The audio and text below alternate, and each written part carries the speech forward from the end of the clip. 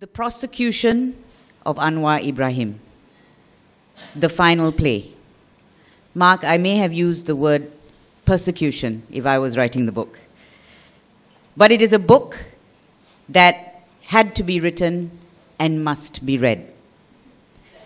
Mark Trowell, the author, as you've heard, is a leading criminal lawyer from Perth and was appointed Queen's Counsel in the year 2000.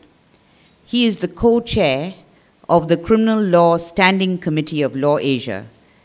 In recent years, he has been an international observer reporting on behalf of Law Asia, the Australian Bar Association, the International Commission of Jurists, the Commonwealth Lawyers Association, and the Union Internationale des Avocats. Mark deserves praise for his role as observer of the highly charged criminal trial of Datuk Sri Anwar Ibrahim. He followed them closely, sometimes having to watch the video recording if he was unable to be present, but he brought to bear his experience and expertise in criminal law in drawing his several conclusions, which are peppered throughout the book. The Honourable Michael Kirby described the work thus, and I quote, "The author of this book has told the story of the two legal proceedings, both the earlier trial in, when he was first dismissed, and then, of course, the latest one, but particularly the second," he said. He had done so in the generally dispassionate way expected of a neutral observer who is a senior advocate in Australia, one of Her Majesty's Counsel, learned in the law. Dispassionate was precisely what Mark has been in this book. In some areas, he agreed with the rulings of the trial judge, and sometimes he did not. He was critical in instances of the prosecution and sometimes the defense. His views were always anchored on legal principle, and he explained the basis for those conclusions. Mark was clearly well regarded by lawyers on both sides of the bar table. In the course of the trial, he conducted interviews with both the prosecution and the defense on the issue of the obligation to disclose evidence. He did this on the understanding that their responses would not be published until the trial was over. This interview, as well as others, are in the book. The book also speaks to significant events that occurred around the trials, including the political dimensions, thus providing the context for the trials. Everyone knows that a true understanding of the trials and its strange twists and turns is not possible without appreciating its context. The author rightly dedicates a couple of chapters to the late, great Karpal Singh, who was lead lawyer for Anwar Ibrahim until his untimely demise. Those chapters deal with the personal battles Karpal himself had with the system relating to that oppressive legislation, the Sedition Act. As you know, Karpal faced two sedition charges. The first in January 2000, arising out of his assertion that Anwar was poisoned in custody and that he suspected people in high places to be responsible. The prosecution, however, petered out. Nothing happened. The second charge, as you all will remember, was in 2009 in relation to an opinion he expressed about the late Sultan of Perak, Tuanku Azlan Shah's removal of the Chief Minister of Perak. For that, Karpal was sentenced in 2014. I recall that very clearly. I was in court that day, and I remember the prosecutor pressing for a custodial sentence of this senior lawyer in a wheelchair. She submitted that Karpal was effectively questioning the Sultan's prerogative and had to be jailed. The bar, in fact, wrote to the Attorney General complaining about her conduct. She is now a judicial commissioner. What was the final sentence for Karpal? It was a fine of 4,000 ringgit, which meant Karpal would have to vacate his parliamentary seat. Karpal appealed, but so did the prosecution. They sought to enhance the sentence. Unfortunately, we lost Karpal that same year before the appeal was heard. It is a loss that we feel every day in this country when strong voices of reason are needed so badly. Coming back to the trials, I was particularly interested in Mark's statement that the prosecution must always be a model litigant. He said it, i.e. the prosecution, must never be seen to have compromised its impartiality to the facts. This, he said, is critical in upholding the integrity of the justice system. So was the prosecution a model litigant in these trials? Read the book and draw your conclusions. In fact, Mark even explores if the Attorney General ought to have discontinued the trial because of the relationship of Muhammad Saiful, the complainant, with a member of the prosecution team. That was interesting reading for me. There is much more in this book, which includes Mark's conclusions about the process of the trials, the hearing in the appellate courts, and the final verdict in the federal court. I was going to say that I won't spoil it for you, but Mark has already told you what he thinks. But nevertheless, I would commend this book to you for you to find out what his views are in full. I recall that sometime in 2008, before the trials had started, when this whole thing about the charge was happening, I recall that I had issued a statement as president of the Malaysian Bar when reports emerged about the Pusrawi doctor who was the first to examine Saiful and had found no penetration.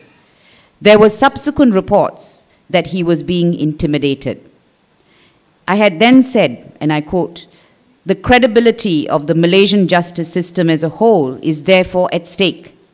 The integrity of professionals, be they doctors or lawyers, must never be interfered with. The public must be left in no doubt that the criminal justice system in this country will not be misused or abused. There must be nothing less than an open and thorough investigation into these cases. This calls for the courage and professionalism of all those involved to do the right thing, no matter the consequences. And those who have shown such courage and integrity must know that they live in a country where it is safe to do so." Safe to do so? Do we live in such a country now? Can we say that, given the events of the past few months? Let me now go back to the trials of Anwar Ibrahim, but go back to the trials of Anwar Ibrahim and the trials and tribulations of Anwar Ibrahim, the one man that we miss here today. In the book, Mark covers the first trial as well. I must confess to a chill down my spine when I was reading about the first trial, the events that led up to the first trial. Let me read it to you. It's from Mark's book. I'm going to read straight out of it. But it's a good reminder for all of us. This was Anwar's arrest and the black eye incident.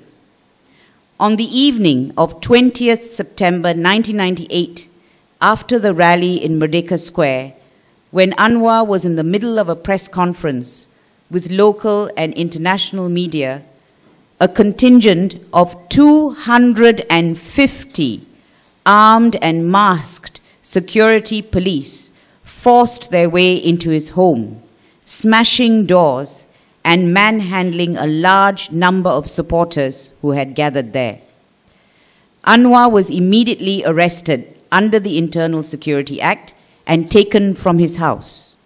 He was kept in solitary confinement in police custody for 9 days, interrogated and severely beaten.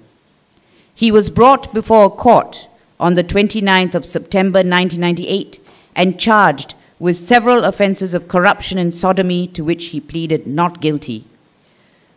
When he appeared, it was obvious he had been assaulted, as there were bruises to his left eye and temple. He was photographed entering the courthouse with his right arm raised in defiance.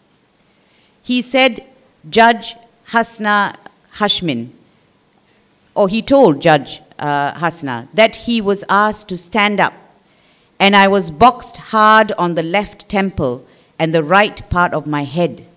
I was hit very hard on the left part of my neck.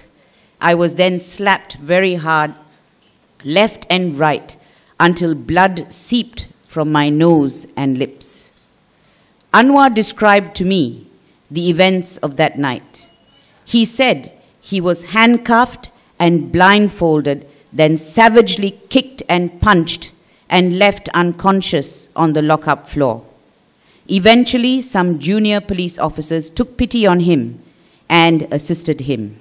He said some were even tearful as they helped him.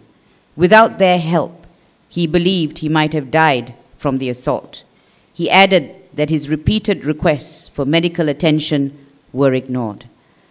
I read that, and I hope it didn't upset you, Datin Sri. That was not my intention. But I think it's important for us to remember what this man went through. I think we forget too quickly that he suffered in so many ways, and the manner in which he was treated would have cowed anyone else.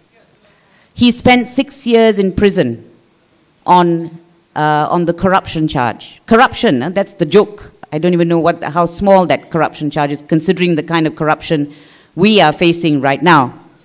So how many years do they deserve, for goodness sakes? You have to times, I don't know how many hundreds of years. 2.6B, exactly. So that's how he suffered. And I think when he came out of prison, he would have been forgiven if he had said, enough is enough. I don't think I want to go on fighting. And we would have forgiven the family if they had said, please, let us have some peace now. He has done his work. But neither he nor the family ever gave up. And I think we should give all of them a round of applause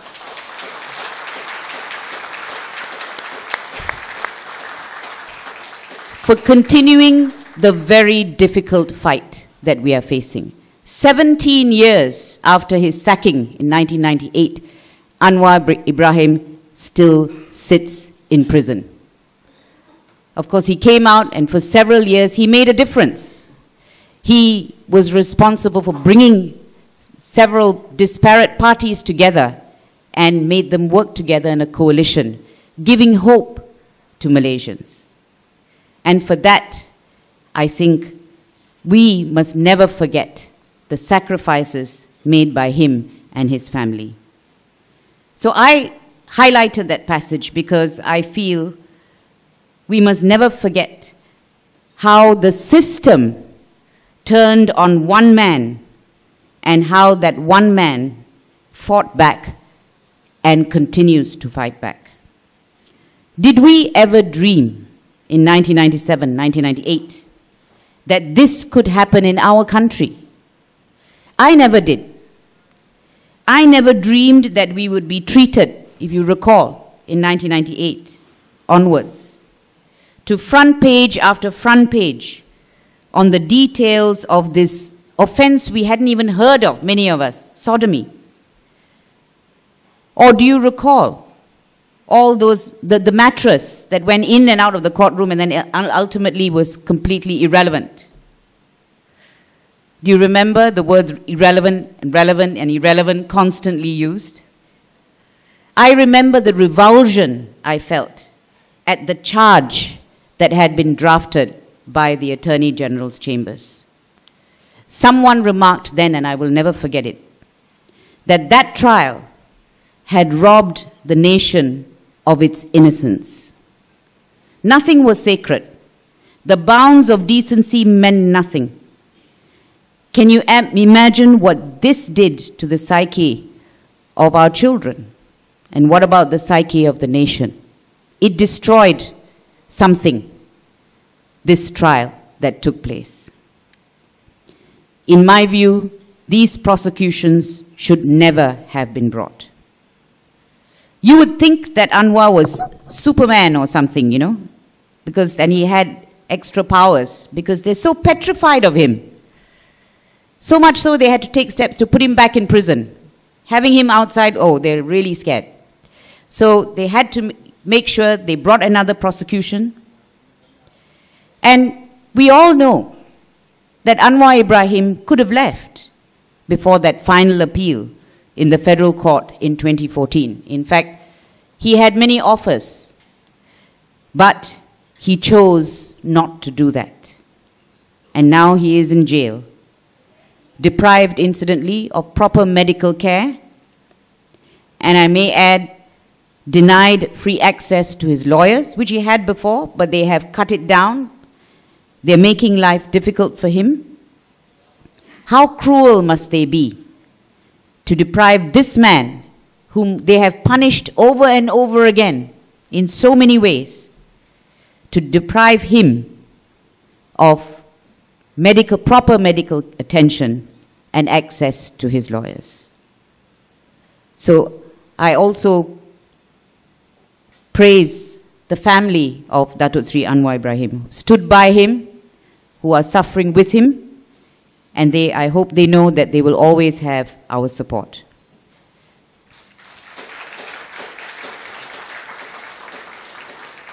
Ultimately, this is not just a book about how one man continues to fight against the system. It is about the system itself. I can say this from past and even recent experience. All those who condone or perpetrate the abuse of any of our institutions or their powers will do well to remember that they too may one day become its victims. We have seen it happen. In other words, you create a monster, tomorrow it may gobble you up.